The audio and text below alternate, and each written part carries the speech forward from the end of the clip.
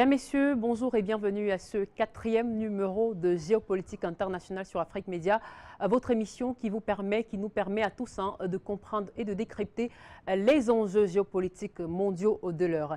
Eh bien, il y a bientôt 17 ans, c'était le 7 octobre 2001, les États-Unis lançaient une intervention militaire en Afghanistan et bien sûr aussi une opération contre les talibans, une invasion américaine qui avait donc été déclenchée, une véritable guerre, une véritable instabilité dans le pays. Aujourd'hui, la guerre est techniquement terminée.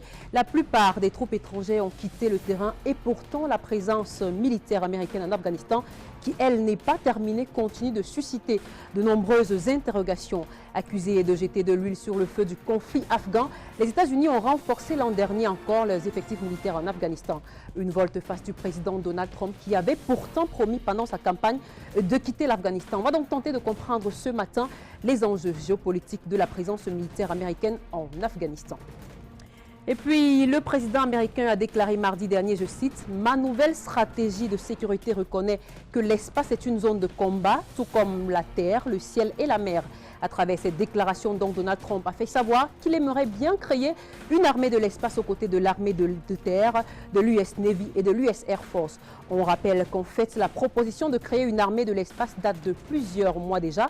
La Chambre des représentants a déjà voté en juillet 2017 un texte prévoyant la création d'un corps de l'espace distant séparé de l'armée de l'air qui gère actuellement les activités spatiales. Cependant, la Russie, elle, a déclaré à maintes reprises qu'elle considérait comme inadmissible de déployer des armes de l'espace. Du coup, elle a prévenu, en tout cas, d'après son vice-premier ministre, que si l'espace est reconnu par Donald Trump comme une zone de combat, alors la boîte de Pandore sera ouverte. Comment comprendre cette affirmation du vice-premier ministre russe?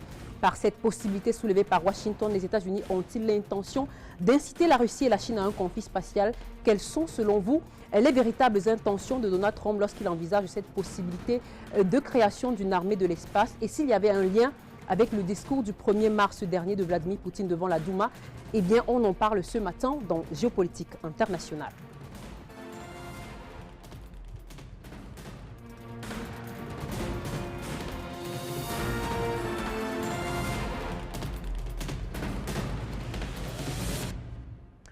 Bienvenue donc à vous, mesdames, messieurs, si vous nous rejoignez à l'instant à ce 4e numéro de Géopolitique internationale sur Afrique Média, votre chaîne de télévision panafricaine. Et bien, vous venez donc de prendre connaissance de ces deux thématiques principales ce matin dans le cadre de cette autre édition de Géopolitique internationale. Mais avant, nous allons faire un clin d'œil à l'actualité internationale et bien sûr, ce sera l'occasion de revenir sur 3 faits majeurs de l'actualité internationale, mais surtout géopolitique de l'heure. On va bien sûr parler de cette nouvelle nomination aux États-Unis, la nomination donc de Mike Pompeo comme chef de la diplomatie américaine. Est-ce qu'on est en train d'aller là vers une nouvelle ligne offensive? Eh bien, on va parler dans un instant en direct de Washington avec Calvin Dack, notre analyste de ce côté-là. Et puis bien sûr aussi, on va revenir sur la tension actuelle dans la diplomatie russe et bien sûr la diplomatie britannique aussi. On va revenir donc là-dessus pour parler de l'affaire Skripal, cet agent russe double empoisonné donc en Grande-Bretagne. Eh bien, on va en parler ce matin également. Et puis en dernière position, on parlera bien sûr de la Russie, ce pays qui a su devenir premier pays exportateur de céréales grâce bien sûr aux sanctions européennes de 2014. Pour en parler donc avec nous ce matin sur ce plateau de Géopolitique internationale, nous serons en direct de Moscou avec Mikhail Gamondi-Egorov, que vous connaissez déjà, on n'a plus besoin de le présenter. Il est internationaliste, bien sûr, spécialiste des questions internationales, en direct de Francfort, en Allemagne. Nous serons avec Wilfried Claude Kanga, il est analyste politique et internationaliste également. Et ce matin aussi, on va aller, donc je vous l'ai déjà annoncé, du côté de Washington DC, retrouver Calvin Dack qui est sur place, qui nous y attend déjà. Et à Bruxelles, bien sûr, Luc Michel est avec nous ce matin, géopoliticien, et aussi du côté de Moscou, encore une fois, Fabrice Beyor, qui est expert EOD. Eh bien, on va donc sans transition commencer par ce premier fait d'actualité. Luc Michel, on va commencer avec vous. On parle donc de cette tension qui est quasi permanente ces derniers jours entre Moscou et Londres. Mais vous revenez ce matin sur cette hystérie de Nikki Haley et de Theresa May, bien sûr, Theresa May donc, qui accuse la Russie d'avoir empoisonné cet espion russe. On en parle avec vous, Luc Michel. Un grand bonjour à tous. Il faut dénoncer à la fois l'hystérie de Theresa May en Grande-Bretagne et celle de l'ambassadrice des USA au Conseil de sécurité, Nikki Haley. Il faut rappeler quand même qu'il y a un vieux contentieux entre la Grande-Bretagne et la Russie. C'est que pendant la guerre de Tchétchénie, les islamistes radicaux avaient trouvé refuge au fameux Londonistan avec tous les islamistes du monde, que l'oligarque chassé de Russie, Berezovski, y complotait contre Poutine et qu'on avait refusé de l'extrader. La Grande-Bretagne, elle est en pointe dans la russophobie. Dans l'affaire Skripal et le deuxième dossier qui est en train de se développer contre un autre traître à la Russie, il faut se demander à qui profite le crime. L'ambassadeur de Russie au Conseil de sécurité des Nations Unies a rappelé ce qui étaient les motifs de toute cette hystérie. C'est l'élection russe qu'il faut saboter, qui a lieu la présidentielle ce 18 mars. C'est saboter la coupe de football, la World Cup qui va avoir lieu à Moscou. C'est une vieille visée des Occidentaux, puisque déjà dans le grand scandale qui a déstabilisé la FIFA en 2015, c'était Poutine et cette World Cup qui étaient visés. Il faut rappeler enfin une dernière chose à Theresa May et surtout à Nikki Haley, c'est que ce n'est pas la Russie qui ne suit pas précisément la lutte contre les armes chimiques et bactériologiques. En 2002, les États-Unis, prenant prétexte de l'envoi d'anthrax après le 11 septembre, ont quitté le protocole de 1972 sur le contrôle des armes chimiques et bactériologiques. Ils ont relancé celle-ci dès 2002. Il y a à Fort Detrick aux États-Unis le laboratoire de l'US Army sur les armes bactériologiques et chimiques. L'enquête du FBI avait d'ailleurs révélé que les envois d'anthrax n'étaient pas dus à des islamistes, à Al-Qaïda et autres fantasmes, mais au docteur Ivins Bruce, c'est-à-dire le directeur précisément d'un des laboratoires de Fort Detrick. Merci beaucoup à vous, Luc Michel, sur ce mot concernant donc cette actualité concernant les relations de plus en plus tendues entre Moscou et Londres. Et on va y rester direction Francfort en Allemagne à présent. On va vous retrouver sur place, Claude Wilfried Ekanga. Bien sûr, vous avez également votre mot à dire ce matin sur ces relations tendues entre Londres et Moscou. Vous, quelle est votre analyse de cette crise, hein? Je précise que le chef de la République de Tchétchénie, par exemple, a affirmé qu'il n'y a aucun doute sur cette affaire. Pour lui, les Occidentaux cherchent n'importe quelle possibilité avant l'élection présidentielle russe pour faire du buzz négatif et bien sûr lier la Russie, et bien sûr indexer la Russie et ses autorités. Est-ce que vous êtes de cet avis, Claude Ekanga?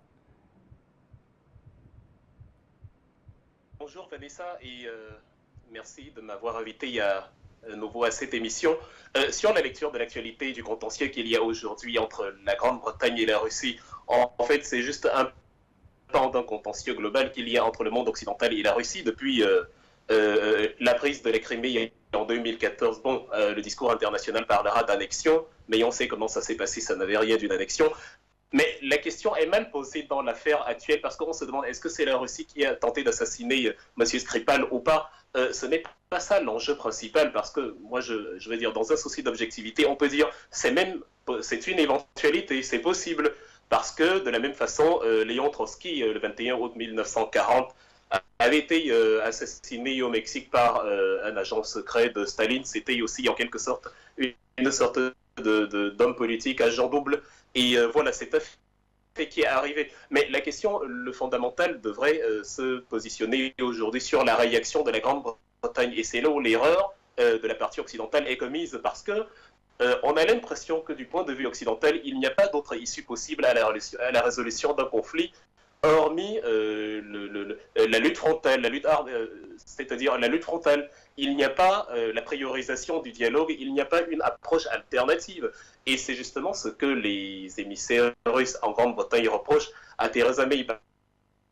Parce que tous azimuts, elle a chassé une vingtaine de diplomates, elle a chassé 23 diplomates russes qu'elle a renvoyés en Russie. Elle a promis que les ministres, en tout cas, il n'y aura pas de délégation de personnalités importantes en Grande-Bretagne pour la Coupe du Monde en Russie, etc. On a vraiment l'impression que c'est un petit prétexte, c'est la partie émergée d'un iceberg profond où on attend en quelque sorte, voilà, on va dire entre guillemets, un faux pas de la Russie pour essayer de l'isoler davantage, parce que ces deux choses-là, on ne les pardonne pas à Poutine. Déjà, il a pris la Crimée et s'est affirmé par là comme un acteur important de la scène internationale, alors qu'on croyait la Russie perdue. Et maintenant, il consolide son pouvoir avec les élections qui se profilent et la probabilité très grande qu'il continue qu'il soit élu. Et un nouveau Poutine est élu, ça veut dire encore le système actuel va continuer, les Occidentaux vont, c'est-à-dire ils vont perdre encore la mainmise qu'ils ont déjà de toute façon perdu sur cette partie du monde. Il n'y a pas possibilité d'espérer un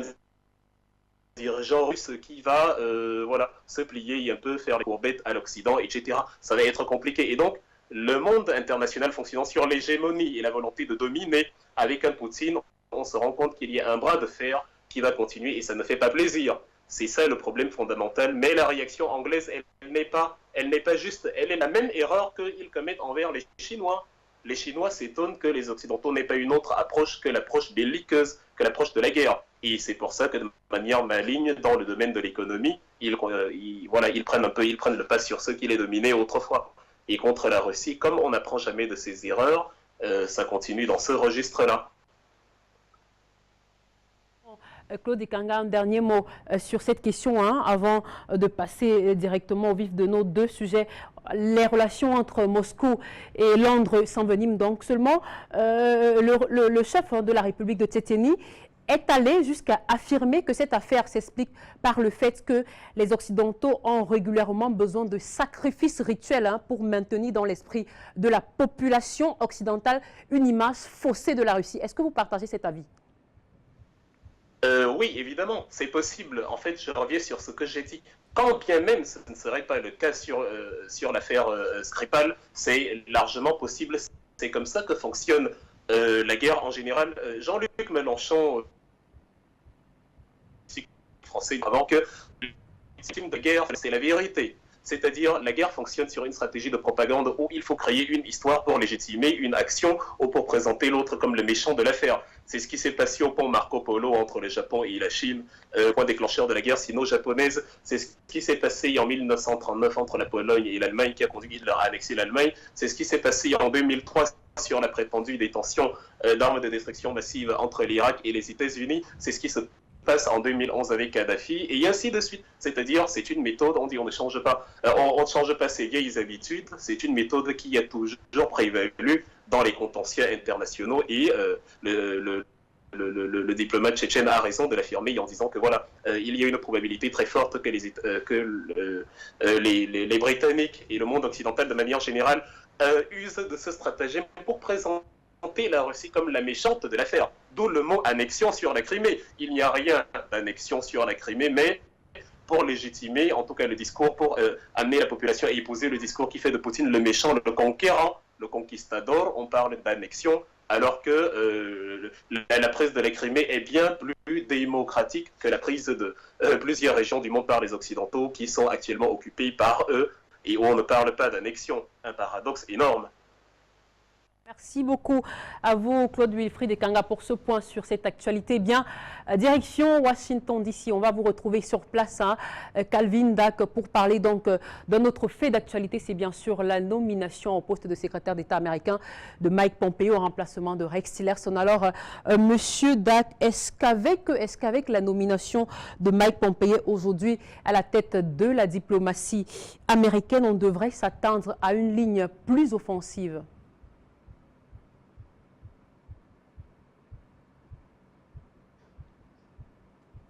C'est vrai que Pompeo prend une ligne très très dure quant aux affaires étrangères, comme le directeur de la CIA et même avant comme congressiste très très conservateur. Pompeo est intelligent, très intelligent, avec un CV extraordinaire. Sauf une chose, il n'est pas diplomate et ça c'est le gros problème. Mais ce changement à une ligne plus offensive, c'est pas à cause de Pompeo. C'est Trump qui veut être plus dur avec notre diplomatie. La différence, c'est que Pompeo répondra toujours oui au président, alors que l'ancien secrétaire Tillerson très souvent disait non, ou bien trouvant une solution plus diplomatique. D'accord, merci beaucoup à vous, Monsieur Calvin Dak, pour ces précisions concernant donc la nomination de Mike Pompeo à la tête de la diplomatie américaine. Et bien, dernier fait majeur de l'actualité, c'est bien sûr la Russie qui est devenue le premier pays exportateur de céréales, et ça grâce aux sanctions occidentales imposées en 2014. On va tenter de le comprendre avec vous, Mikhail Gamondi-Egorov. Vous êtes sur place à Moscou. Alors, on sait que grâce aux sanctions, aujourd'hui, la Russie est devenue le leader mondial des exportations de céréales. Alors, pouvez-vous nous expliquer comment l'agriculture russe a su tirer parti de l'embargo imposé en août 2014 aux productions agricoles occidentales et européennes en réponse, bien sûr, aux sanctions russes? Alors, pour répondre à votre première question, effectivement, l'effet escompté par les élites occidentales lorsqu'ils avaient lancé les sanctions était tout autre. Le désir était de créer des problèmes économiques à la Russie qui, eux, apporteraient un mécontentement populaire auprès de la population russe et ce qui créerait des problèmes pour le pouvoir, pour le leadership de la Russie, y compris pour le président Poutine. Maintenant, ce qui s'est passé, c'est qu'effectivement, non seulement le peuple, en très grande majorité, ne s'est pas révolté ou quoi que ce soit, au contraire, il s'est beaucoup soudé. Et plus que cela, la Russie a pu tirer profit de ces sanctions et des contre-sanctions qui ont été imposées aux Occidentaux en riposte à leurs sanctions. Et de toute façon, ce qui a été fait, c'est que si on parle concrètement de l'agriculture, des produits agroalimentaires, sachant que la Russie est un très vaste marché pour écouler des produits pas seulement agroalimentaires, mais agroalimentaires aussi. Alors ce qui s'est passé, c'est qu'effectivement, l'État russe a accordé beaucoup d'avantages aux producteurs nationaux. C'est vrai qu'il y a aussi beaucoup de producteurs de pays non occidentaux qui ont tiré profit et qui ont pu accroître leur part sur le marché russe. Mais la grande priorité, c'était évidemment les producteurs nationaux. L'État leur a accordé un grand soutien financier. Et ça s'est traduit effectivement par des opportunités énormes pour ces producteurs qui ont largement pu tirer profit de cette situation. Et aujourd'hui, ce qui s'est passé, c'est que si on prend par exemple effectivement le blé et les céréales, donc nous avons une production record qui commence même à atteindre le niveau de l'époque soviétique, peut-être même ça va dépasser les récoltes de la période soviétique. Et effectivement, dernière nouvelle, donc la production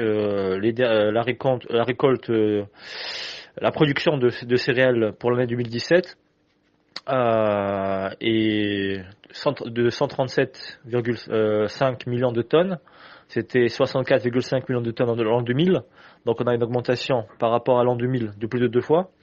Et ça a tout simplement permis aujourd'hui à la Russie de se placer en première position en tant que principal exportateur de céréales au niveau mondial, dépassant les USA. Les USA étaient premiers, maintenant c'est la Russie qui est première.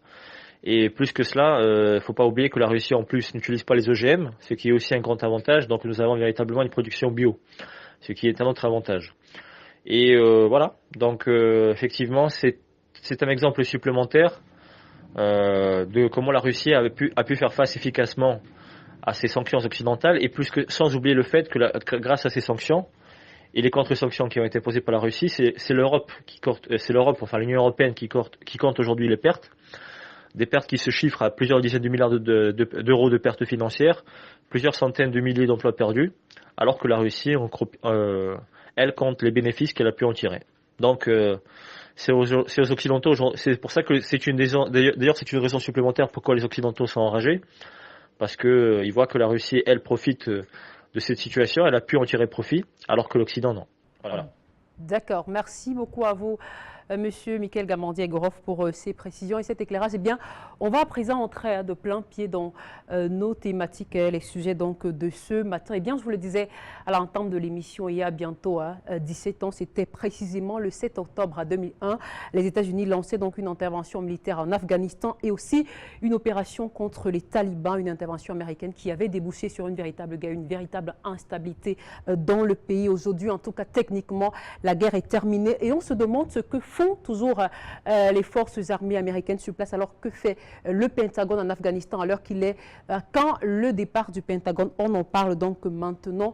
Et tout de suite, direction donc Francfort en Allemagne. On va vous retrouver sur place, Claude, Wilfried et Kanga. Alors, on tente de comprendre la présence actuelle, la présence militaire actuelle de l'armée américaine sur le sol afghan. On se souvient que le président américain Donald Trump avait promis lors de sa campagne qu'il quittera l'Afghanistan. Eh bien, volte-face par la suite, l'an dernier, il a envoyé des forces militaires supplémentaires en Afghanistan. Alors vous, comment est-ce que vous analysez ce fait?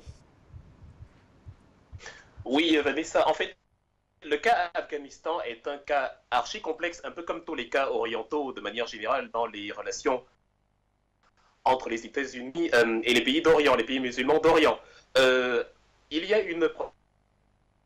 Enfin, je ne suis pas amateur des théories propagandistes ou des théories de complot, mais je comprends pourquoi certaines personnes, même aux États-Unis, sont d'avis que le 11 septembre était en fait une manœuvre des États-Unis pour aller intervenir au Moyen-Orient. Enfin, je ne me prononce pas sur le sujet, mais en tout cas, il y a des éléments qui leur permettent de penser cela. C'est le faible intervalle entre le 11 septembre 2001 et le 7 octobre, c'est moins d'un mois, où les États-Unis ont envahi l'Afghanistan. C'est-à-dire, on se dit, ils n'attendaient que ça, il fallait un prétexte pour intervenir là-bas, étant donné qu'à cette période, il y a déjà quelques temps avant, on avait décelé d'énormes potentialités économiques, d'énormes potentialités du point de vue des ressources dans ces pays-là. Alors c'est assez compliqué. C'est-à-dire, de toute façon, quand bien même on dirait aujourd'hui que bon, les États-Unis sont là pour essayer d'apporter la paix, d'apporter la stabilité, parce qu'ici en Allemagne, une évêque, Madame Margot Kessmann, s'offusquait de la présence des troupes allemandes, notamment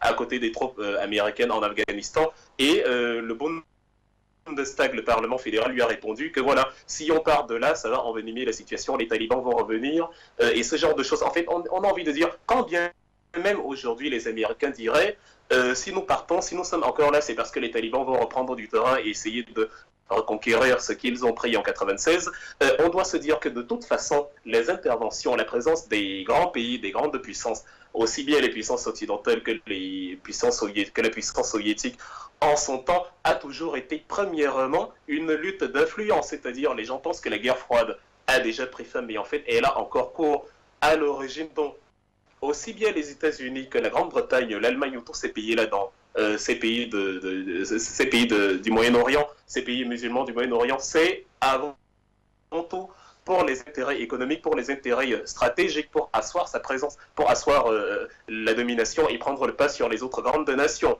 Parce qu'avant les États-Unis, c'était les Soviétiques. On a l'impression aujourd'hui qu'en fait la guerre d'Afghanistan commence en 2001, ce n'est pas vrai, déjà dans les années 70, entre 79 et 89, c'était la présence soviétique en Afghanistan, dont la guerre en fait des Afghans était plutôt contre la puissance soviétique et évidemment la partie adverse était soutenue par les États-Unis. Et lorsque au début des années 80 les Soviétiques s'en vont, il y a quand même des relents, il y a un régime communiste soviétique qui reste là et c'est ce régime-là qui sera renversé en 92 par Rabbani qui prendra le pouvoir et qui lui-même sera renversé en 96 par les talibans du Mollah Omar qui était un ami Ben Laden, d'Al-Qaïda, etc. Ça fait donc que ça a faussé le jeu. En 2001, les Américains parviennent à chasser les talibans et on instaure un régime, de fil en aiguille, Hamid Karzai prend le pouvoir et se montre en fait, il y a une politique plus ouverte, une politique moins talibane, moins centrée sur la charia, en fait une petite distinction des talibans qui fait donc dire à des entités comme Osama Ben Laden que aussi bien Hamid Karzai que son successeur actuel Ashraf Ghani sont des pions de l'impérialisme occidental et c'est ce qui avait causé déjà en 93, il y avait déjà un premier attentat au World Trade Center qui avait fait 6 morts et quelques blessés, une voiture piégée au bas de la tour, et en 98 l'attaque des ambassades américaines contre les ambassades américaines à Dar es Salaam en Tanzanie et à Nairobi au Kenya, et maintenant ça a débouché le pic en 2001, que Ben Laden justifie lui-même, entre autres dans une vidéo en 2004 où il dit la présence des États-Unis, des bases militaires américaines par exemple en Arabie Saoudite, le soutien des États-Unis à Israël qui lui mate la population palestinienne, ce sont des choses qui pour le monde musulman, pour le monde arabe sont inacceptables et de toute manière la présence globale de ces entités extérieures pour les intérêts économiques et les ressources de ces pays-là ne font pas plaisir. Bon, évidemment, il n'en demeure pas moins que c'est un terroriste de la pire espèce, Ben Laden, parce qu'il y a l'approche islamiste, les femmes sont opprimées, la population est massacrée, on est décapité à outrance, etc. Mais la géopolitique derrière, c'est celle-là, c'est-à-dire on est présent dans ces pays-là parce qu'il y a telle ou telle ressource, et ce n'est pas moi qui le dis, le département des recherches géologiques aux États-Unis déjà il y a quelque temps, a décelé d'énormes réserves de lithium, au point où Jim Mattis, le secrétariat d'État au Pentagone, le chef du Pentagone disait, ou John Nicholson, le général qui commande les armées là-bas sur place, disait que l'Afghanistan sera en quelque sorte bientôt l'Arabie Saoudite du lithium. Le lithium, c'est la pièce qui entre dans la fabrication de téléphones, un peu comme le coltan RDC, etc. Et donc, voilà, il y a les intérêts stratégiques du gazoduc, du pétrole, sans compter les ressources de mines, les ressources de cuivre, de fer, et tout d'en regorge le pays. Et comme on ne fait rien pour rien, quand bien même Américains, Allemands et consorts seraient y aller en Afghanistan pour les beaux yeux du peuple afghan, ils ne vont pas accepter de perdre des soldats comme ça sans rien demander en contrepartie. C'est près d'1 milliard de dollars qu'ils ont déjà perdu. C'est plusieurs soldats tués. Au plus fort de la crise, c'était près de 100 000 soldats américains sur le terrain. Maintenant, aujourd'hui, il y a environ 10 000. Mais il y a aussi à peu près 10 000 agents commerciaux, 10 000 traders, 10 000 géologues, 10 000 miniers, etc. Donc, il y a tous ces intérêts-là derrière. Et de toute façon, il y a la présence que les États-Unis veulent maintenir là-bas. Le souhait des Américains, pour finir, ce serait que les talibans acceptent de négocier avec le gouvernement en place, le gouvernement d'Ashraf Ghani, et qu'ils disent, bon voilà, on va peut-être entrer dans l'opposition, créer un parti, bref, faire l'opposition de manière parlementaire. Mais les États-Unis veilleront que le gouvernement, que l'entité en place, soit quelqu'un qui leur est favorable pour les contrats économiques, etc. Donc, quand bien même les talibans accepteraient et qu'après ils prendraient le pouvoir et ils deviendraient hostiles aux Américains, les Américains trouveraient encore une raison d'y intervenir. Donc, il est fort à parier qu'ils ne partiront jamais de là. C'était prévu pour 6 mois. On est il y a 17 ans. Il est prêt à parier que dans les 20 ans à venir, ils y resteront. D'accord. Merci beaucoup à vous, Claude Wilfried Ekanga, pour ces éclairages. On va donc poursuivre direction Moscou, en Russie. Encore une fois, on va vous retrouver sur place, Mikhail Gamondi-Egrov. Alors, étant donné que Washington maintient toujours sa présence en Afghanistan, quelle est, selon vous, l'attitude, ou plutôt le rôle des forces afghanes en cela, mais surtout la réaction des autorités de Kaboul? Est-ce qu'elles sont d'accord avec cette présence militaire américaine sur son sol? Bon, disons par rapport à votre question sur l'Afghanistan, effectivement, de toute façon, il faut bien se rappeler que c'est pas les présidents américains qui décident de quelque chose. Il y a des intérêts entre guillemets suprêmes qui prennent les décisions aux USA, et ça se confirme avec cette situation. Maintenant, pourquoi les Américains restent en Afghanistan? Pour plusieurs raisons. Alors, tout d'abord, ils veulent pas perdre le contrôle sur ce pays, qui est un pays quand même stratégique. Et aussi, la présence en Afghanistan permet aux Américains de pouvoir créer des tensions et ça peut créer des déstabilisations pour les pays de la région, aussi bien pour les pays d'Asie centrale et même pour la Russie.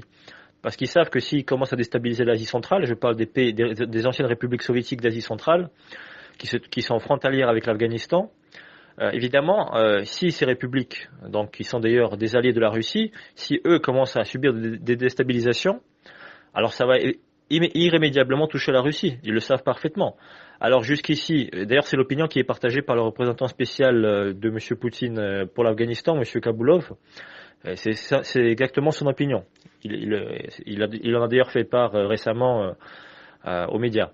Donc, bon, jusqu'à maintenant, on arrive à tenir, on résiste, mais effectivement, ça confirme que les Américains, pour eux, c'est un levier supplémentaire de créer des tensions et de faire pression aussi bien sur la Russie que sur ses alliés. Et aussi sur l'Iran, d'ailleurs. Il ne faut pas oublier que l'Iran aussi est visé. Donc, je pense que c'est la raison principale qui explique pourquoi les Américains ne veulent pas quitter l'Afghanistan. D'autre part, une autre raison quand même qu'il faut citer, c'est qu'aujourd'hui, lorsqu'ils voient que leur influence a diminué drastiquement après la démonstration de force et d'efficacité de la Russie dans l'opération antiterroriste en Syrie, et aujourd'hui, lorsqu'ils ont vu qu'il y a une montée véritable de l'influence de pays comme donc la Russie, que j'ai déjà cité, mais aussi de l'Iran et de la Turquie dans les questions régionales, Pour les Américains, c'est une tentative de montrer que non, nous sommes toujours là et nous sommes une force clé pour continuer à décider de la marche à suivre pour cette région. Pour eux, c'est une façon de montrer que nous sommes toujours là et que nous ne comptons pas baisser les bras. Mais la raison principale, c'est celle que j'ai citée en premier, c'est évidemment de vouloir déstabiliser les pays d'Asie centrale, ainsi que la Russie et l'Iran, et continuer à jouer la force déstabilisatrice que les États-Unis ont toujours été et qui resteront encore un bon bout de temps. D'accord. Alors, Monsieur Aigro, vous parlez d'Asie centrale. Eh bien, on va y revenir tout à l'heure. Le temps d'aller tout droit à Washington, D.C., retrouver Calvin Dack. Alors, Calvin Dack, vous êtes sur place à Washington, D.C.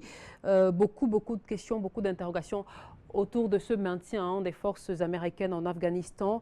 La plupart des troupes présentes sur le sol afghan ont quitté le terrain depuis. Mais pourquoi est-ce que les Américains, pourquoi est-ce que le Pentagone persiste à demander à ces forces de rester sur place, Monsieur Calvin Dack? Premièrement, chez les Américains, ici on souffre de fatigue de la guerre, parce que c'est la guerre américaine la plus longue de notre histoire, et notre objectif n'est plus clair là-bas. Au début de cette guerre, il y avait un fort soutien de la part du peuple américain parce qu'on chassait Bin Laden, Al-Qaïda et les autres terroristes qui nous ont attaqués le 11 septembre 2001. Mais cette année, il y a des nouveaux soldats américains qui luttent en Afghanistan qui n'étaient que des nouveaux-nés en 2001. C'est pour ça que les Américains en marre. Ils veulent terminer cette guerre et quitter ce pays. Il faut noter que le secrétaire à la Défense, Mattis, vient de faire une courte visite cette semaine en Afghanistan où il a dit que son objectif est de mettre fin à cette guerre, mais en même temps, il a augmenté le nombre de soldats là-bas. Et le chiffre maintenant est environ 15 000 à peu près. Et ça, c'est à peu près 50% de plus que le nombre de soldats qui étaient là-bas quand Trump a commencé son mandat. Avant d'être élu, Trump a fortement critiqué Obama pour cette guerre sans fin en Afghanistan. Mais maintenant, comme président, il se trouve dans le même bourbier. D'accord. Merci beaucoup à vous, Monsieur Calvin Dack, pour ces précisions. Eh bien, direction Bruxelles, on va vous retrouver sur place, Luc Michel. Alors, cette guerre sans fin, c'est comme ça que vient de la qualifier Calvin Dack sur place à Washington. Pourquoi, selon vous, les Américains ne quittent pas, et d'ailleurs Claude Kanga le disait tout à l'heure, ne comptent pas quitter l'Afghanistan?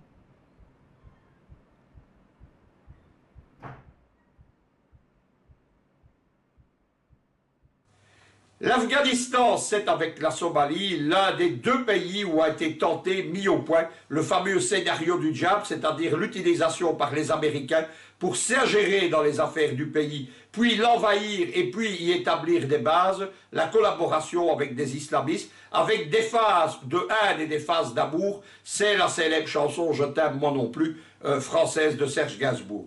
Début des années 80, c'est la guerre contre les Soviétiques et la République populaire d'Afghanistan. Eh bien, les Américains s'amènent dans le pays, ils organisent leur guérilla, le premier de tous les djihad, avec les deux parrains du wahhabisme que sont l'Arabie saoudite, avec un certain Ben Laden, allié de la CIA, et les officiers wahhabites de l'armée pakistanaise. Début des années 90, l'Union soviétique implose, et une coalition de seigneurs de la guerre islamiste est amenée au pouvoir à Kaboul. Ils feront ensuite une sanglante guerre civile. Il y a parmi eux le fameux commandant Shah Massoud, qui sera présenté comme BHL, comme un démocrate progressiste. Ce sont des seigneurs de la guerre islamistes et réactionnaires. Shah Massoud dirige d'ailleurs le front islamiste. Il faut voir les photos de l'Afghanistan soviétique avec des femmes libres portant des jupes, officiers de police, officiers de l'armée, et la régression de ce pays où les femmes sont emprisonnées derrière les burqas. Fin des années 90, pour mettre un terme à l'anarchie, en accord avec les Pakistanais, les Américains amènent au pouvoir discrètement mais réellement les talibans. Et puis c'est le 11 septembre, c'est en Afghanistan des talibans que Ben Laden a reçu le refuge. Il est devenu l'ennemi numéro 1, affiché, je souligne, peut-être pas réel. Et à partir de ce moment-là, c'est l'invasion de l'Afghanistan en 2002. Malgré George Bush II qui proclame sa victoire, c'est un échec sanglant. Il faut expliquer quelque chose, c'est que quand George Bush arrive sur un avion de chasse en combinaison de pilote, il s'adresse au peuple américain, il dit « nous avons vaincu ». Il est en fait non pas au large de l'Afghanistan, mais il est dans la baie de San Francisco. Devant lui, il y a le Golden Gate. C'est une des fake news que l'OTAN prétend dénoncer. Ce sera ensuite l'échec américain en Afghanistan. Il est dû à l'évolution du contexte politique dans l'Asie centrale parce que l'Afghanistan, on n'y comprend rien et on n'explique rien si on ne comprend pas que c'est un problème régional. Les Américains, ils subissent un effet de domino alors qu'ils ont voulu eux-mêmes en faire un et ils perdent le contrôle des États voisins de l'Afghanistan, rendant la présence américaine de plus en plus difficile. Il y a l'Irak qui s'oriente de plus en plus vers l'Iran, il y a l'Iran qui devient l'ennemi numéro 1 des États-Unis, c'est le cas actuellement. Il y a le Kyrgyzstan qui était un allié où était établie une base militaire. En 2016, la dernière base militaire est évacuée. Il y a la Russie qui est de retour en Asie centrale et qui, dans le cadre de la guerre froide 2.0, n'assiste plus les Américains. Il y a enfin, c'est la dernière évolution, il y a le Pakistan. Ce Pakistan qui est en train de se détourner des États-Unis et de se tourner vers Moscou et Pékin dans le cadre de l'unification de l'Eurasie, du projet géoéconomique des nouvelles routes de la soie. Il y a ces derniers jours des grandes manœuvres qui font hurler les Américains entre l'armée russe et l'armée pakistanaise. Derrière tout ça, la guerre au terrorisme, ce n'est qu'un prétexte. On voit le grand retour des talibans. À partir de 2015, ils sont en négociation à Berlin avec l'OTAN et les États-Unis. Pourquoi Berlin? Parce que Berlin, depuis le Deuxième Reich de Bismarck, a des intérêts et des prétentions en Afghanistan. Pendant ce temps-là, les talibans sont des gens qui pratiquent le terrorisme et les attentats de masse. On a l'échec du régime américain d'Hamid Karzai. Obama veut retirer ses troupes, mais ceux qui s'y opposent, c'est un groupe de généraux, au premier rang desquels est Jim Mattis. Jim Mattis va organiser contre Hillary Clinton, qui soutient le plan Obama de retrait, le fameux club de 120 généraux et amiraux qui vont porter Donald Trump tout d'abord comme le candidat des républicains et ensuite l'amener à la présidence. Mattis est aujourd'hui le chef du Pentagone et un peu partout on trouve des généraux faucons comme lui aux affaires.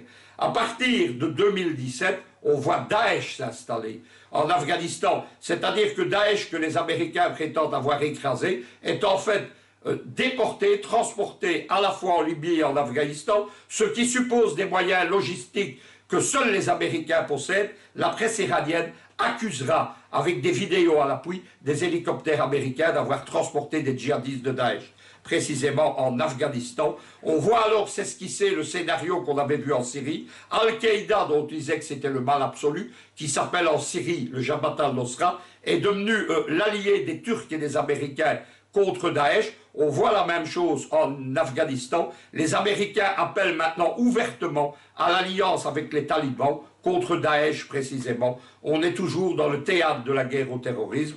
L'actualité, c'est le général Nicholson qui commande les armées américaines et de l'OTAN en Afghanistan. Le général Mattis, chef du Pentagone, avec l'approbation ouverte de l'OTAN, qui appelle les talibans à négocier avec le président afghan Ashraf Ghani, à reconnaître la Constitution, à se transformer en parti politique et en fait à partager le pouvoir. Il faut au milieu de tout ça prendre des données en compte, à la fois sur cet appel du pied des Américains, mais aussi sur l'arrivée de Daesh.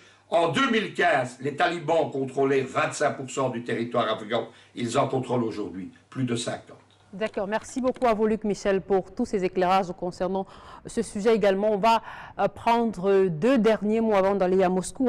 On va prendre donc deux derniers mots sur ce sujet. Je commence par vous, Claude Wilfried et Kangai Bien.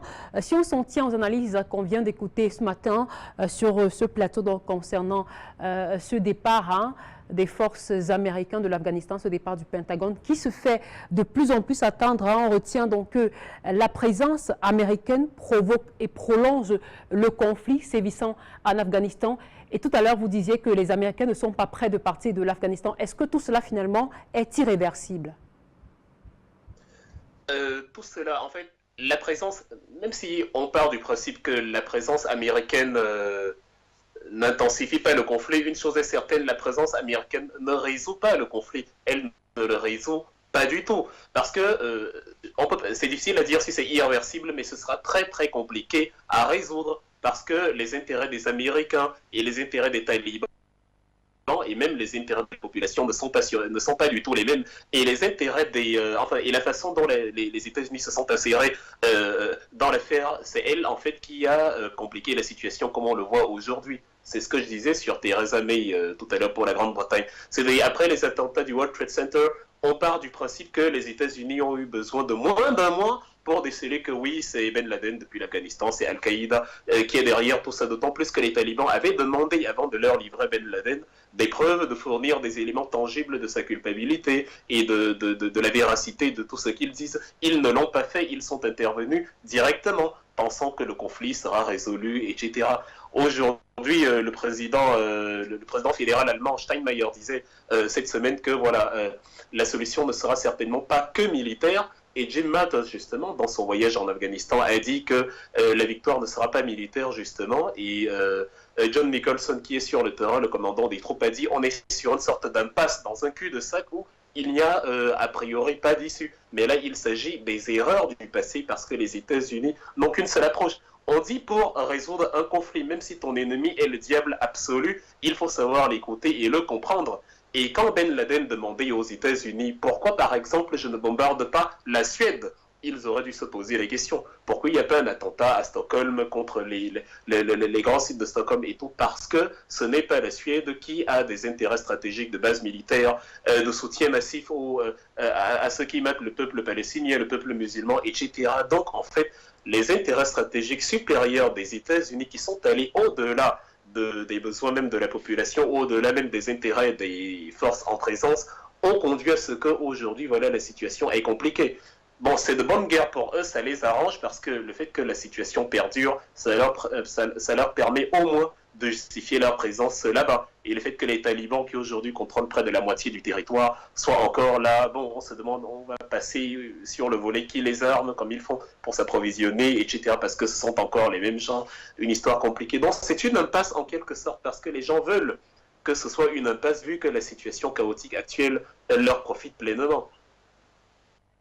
Merci beaucoup à vous, Claude Wilfried et Kanga. Et bien, dernier mot sur ce sujet avant qu'on passe à la seconde thématique de la soirée.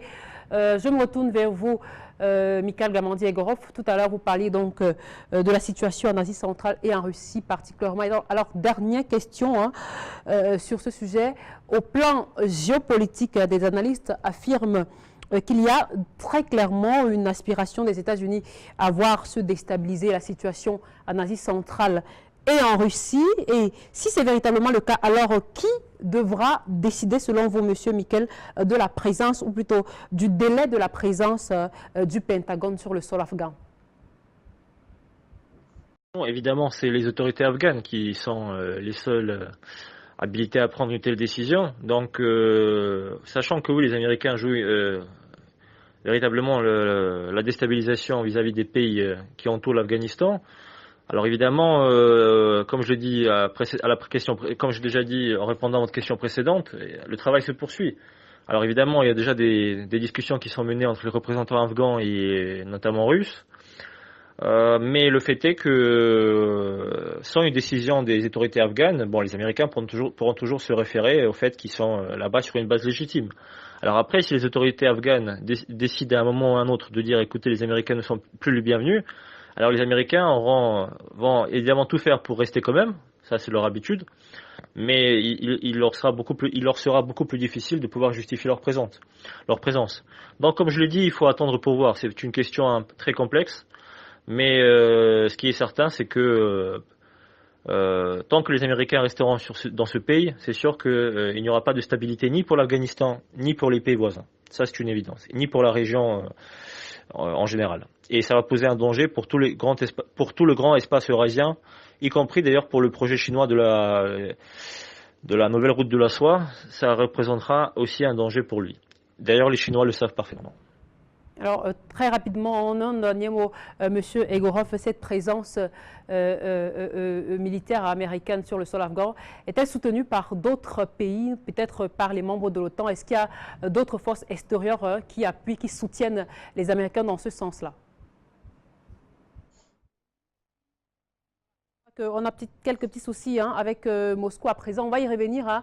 Je crois qu'on va d'ailleurs, même sans transition, passer à notre seconde thématique de la matinée. Fidèles téléspectateurs, je vous l'ai donc dit à l'entame de l'émission, mardi dernier, le président américain Donald Trump a déclaré, en tout cas, je le cite, « Ma nouvelle stratégie de sécurité reconnaît que l'espace est une zone de combat, tout comme la terre, le ciel et la mer ». À travers cette déclaration, donc, Donald Trump a très clairement fait savoir qu'il aimerait bien créer une armée de l'espace aux côtés, bien sûr, de l'armée de terre, de l'US Navy ou encore de l'US Air Force. Eh bien, on va donc tenter de comprendre ce matin les enjeux de cette nouvelle possibilité envisagée par Washington de créer une armée donc de l'espace. On va donc commencer justement peut-être pour comprendre davantage cette intention de Trump. On va commencer par vous, Calvin Dack, ou plutôt Calvin Dack me signale qu'on n'est pas encore en place à l'instant même. On va aller du côté de la Russie, à Sochi, retrouver donc Fabrice Beyor. Fabrice Beyor, me signale-t-on,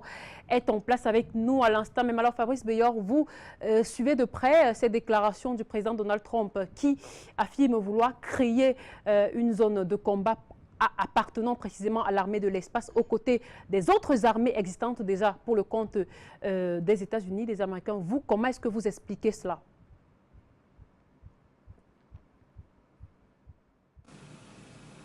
La confrontation militaire ne relève plus seulement des armements classiques, mais également cybernétiques, à savoir son application dans le cadre du numérique. Ainsi, lors des dernières déclarations de Vladimir Poutine, nous avons pu voir les nouvelles superarmes de l'armée russe, dont plusieurs rendent obsolètes les systèmes antimissiles américains déployés tout autour de la Russie. La Russie a donc affirmé à l'Occident qu'avec la modernisation de ses armées, la parité stratégique venait d'être rétablie, que l'Occident n'avait plus l'avantage et que les nouvelles règles du jeu international venaient de changer. Mais rappelons-nous la déclaration du ministre russe de la Défense il y a à peu près un an maintenant, lors de la création officielle d'une armée cybernétique afin de faire face à ce nouveau champ de bataille où les Occidentaux ne sont pas les derniers et loin de là. Alors les médias de l'OTAN ont tout de suite parlé de l'armée de hackers russes, évidemment. Comme si l'OTAN et les États-Unis avec la NSA n'étaient pas leaders dans ce domaine.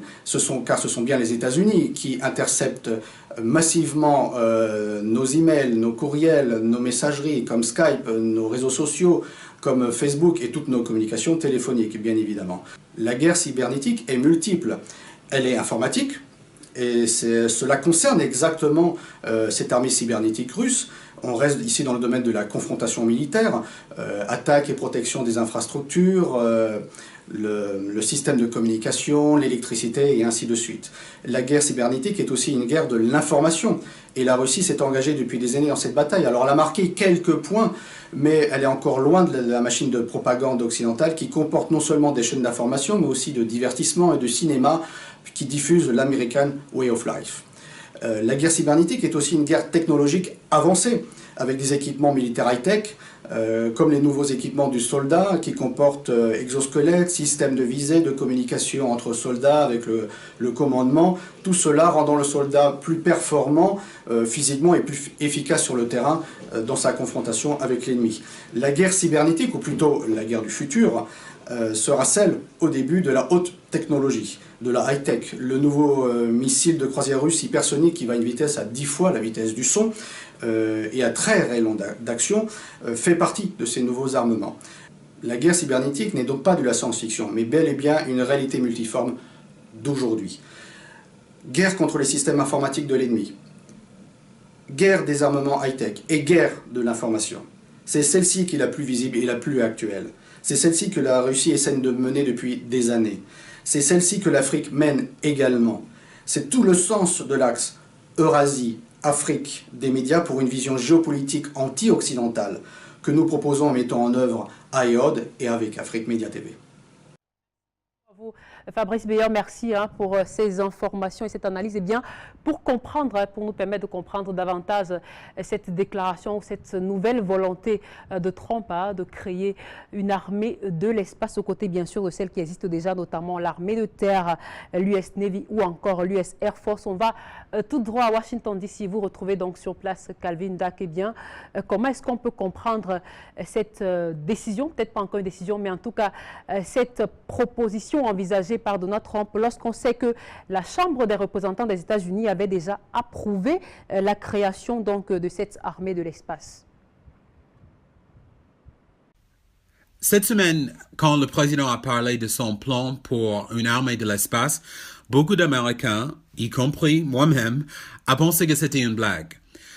À cause de la manière dans laquelle il a décrit l'idée pendant son discours devant les soldats dans la base militaire en Californie, c'était vraiment difficile de le prendre au sérieux.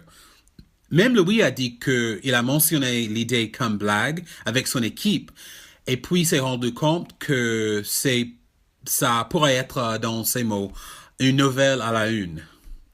Mais en réalité, c'est juste des mots.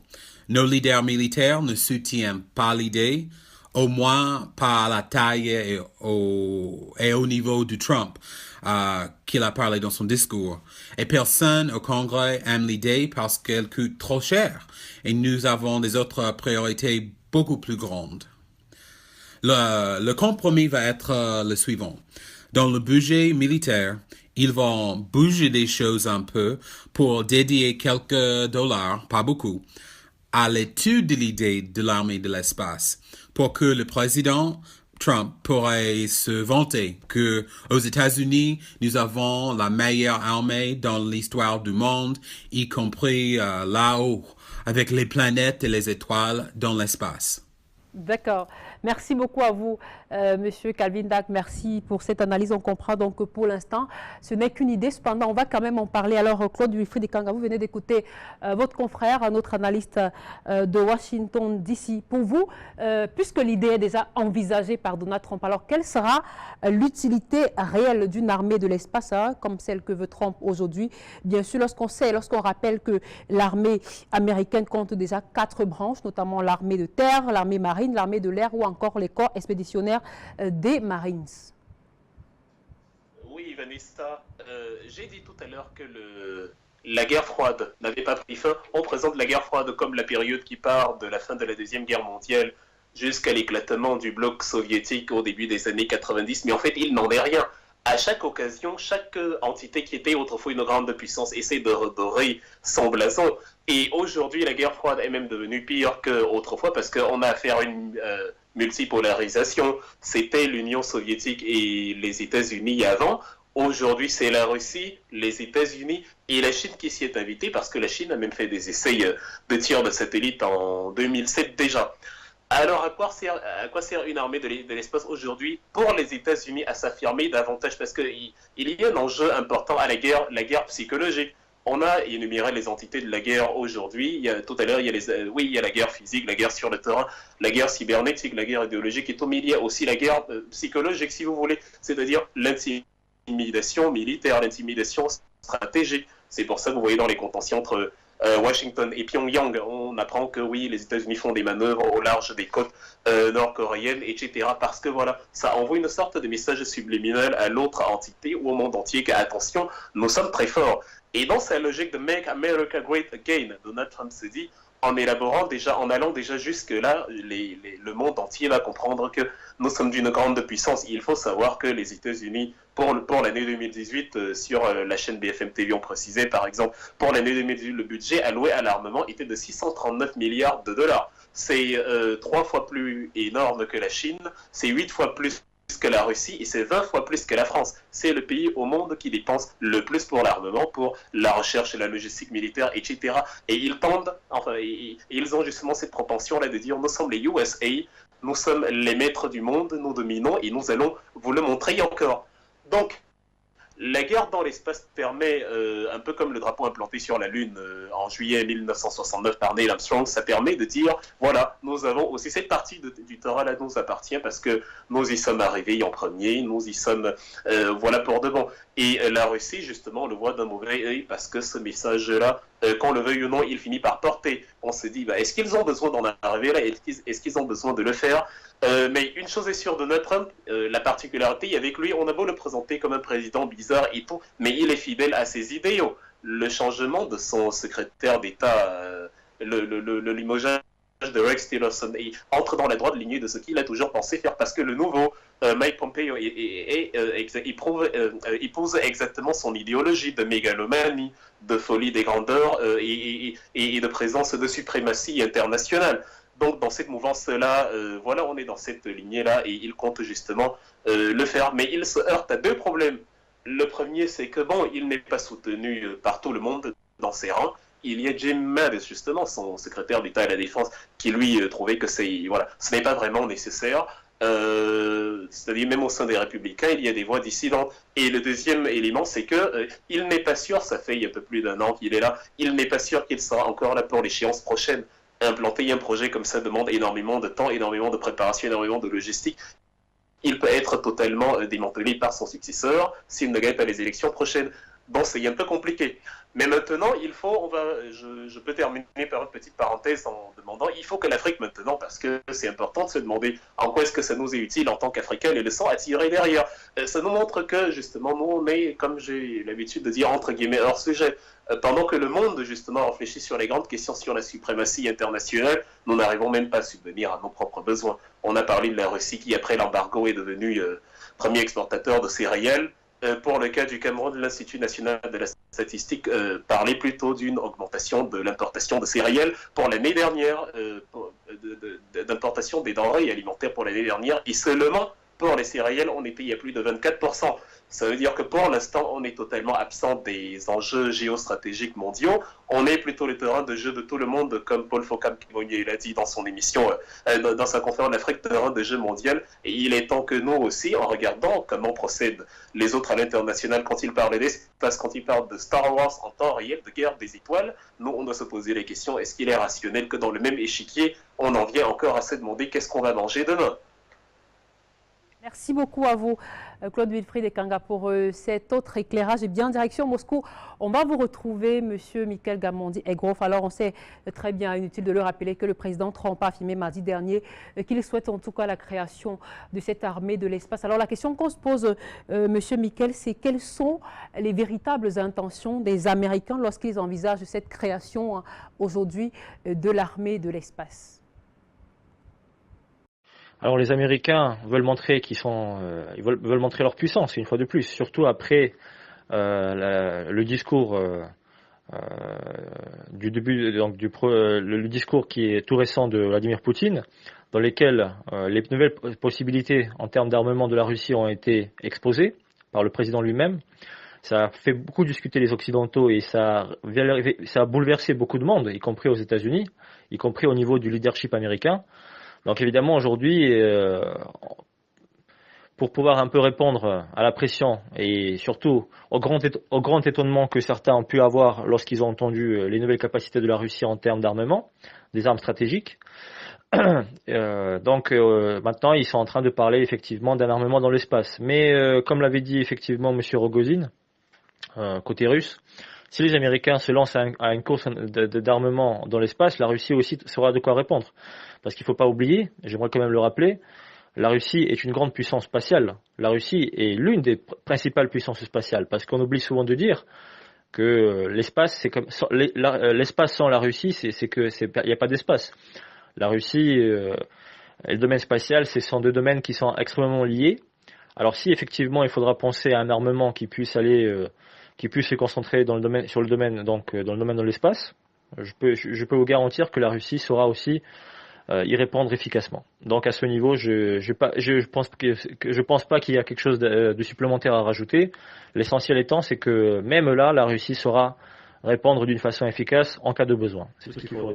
Mais si, M. Michael Egroff, il y a évidemment quelque chose de supplémentaire à ajouter, parce que vous parlez justement de la Russie. La Russie a déclaré on précise que la Russie a déclaré à plusieurs reprises qu'elle considérait inadmissible de déployer des armes de l'espace. Cependant, elle a prévenu, en tout cas par la voix de son vice-premier ministre, elle a prévenu que si l'espace est reconnu par Donald Trump comme zone de combat, alors la boîte de Pandore sera ouverte. Alors très concrètement, qu'est-ce que cela signifie, la boîte de Pandore sera ouverte?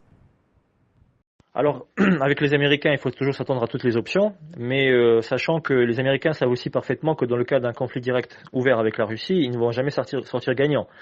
Alors aujourd'hui, ils ont besoin de cette rhétorique pour montrer qu'ils sont toujours omnipuissants, qu'ils sont toujours la principale puissance militaire du monde. Donc, mais le fait est que si effectivement on commence à observer un armement massif dans le domaine de l'espace, la Russie va trouver une réponse. Sauf qu'aujourd'hui, la Russie a déjà montré qu'on sait répondre d'une façon efficace sans forcément faire la course aux armements. Vous comprenez ce que je veux dire?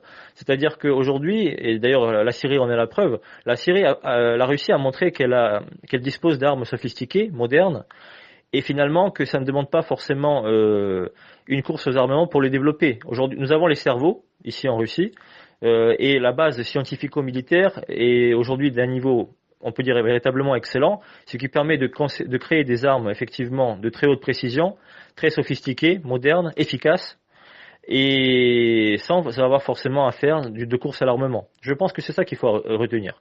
Donc, c'est-à-dire il y a évidemment des investissements, évidemment, il y a des investissements conséquents qui sont faits dans le domaine des armements, ça c'est une évidence, et dans le domaine de la recherche, ça aussi c'est évident, mais ça n'empêche que ça se compense largement, et le fait qu'aujourd'hui beaucoup de pays augmentent leurs commandes auprès de la Russie pour s'équiper en armes et pour pouvoir défendre leur souveraineté, ça confirme effectivement que c'est la bonne approche et que la Russie a pris la bonne décision d'aller en ce sens, de miser sur l'efficacité, de miser sur des armes sophistiquées qui sauront être efficaces si jamais leurs besoins d'utilisation approcheraient. Voilà. D'accord. Merci beaucoup à vous, Monsieur Michael Gamondi-Agorov. Merci à l'ensemble du panel d'experts ce matin. Je vous remercie, Monsieur Calvin Dack, en direct de Washington DC. Merci également à vous, Claude Wilfried Ekanga, direct de Francfort en Allemagne. Merci beaucoup également à vous, Luc Michel, en direction de Bruxelles, et aussi Fabrice Beyor du côté de Sochi en Russie. Merci beaucoup à toute la grande équipe technique de Géopolitique Internationale. Mesdames et messieurs, restez en compagnie des programmes d'Afrique Média qui, bien sûr, se poursuivent. À très bientôt pour un prochain numéro. Au revoir.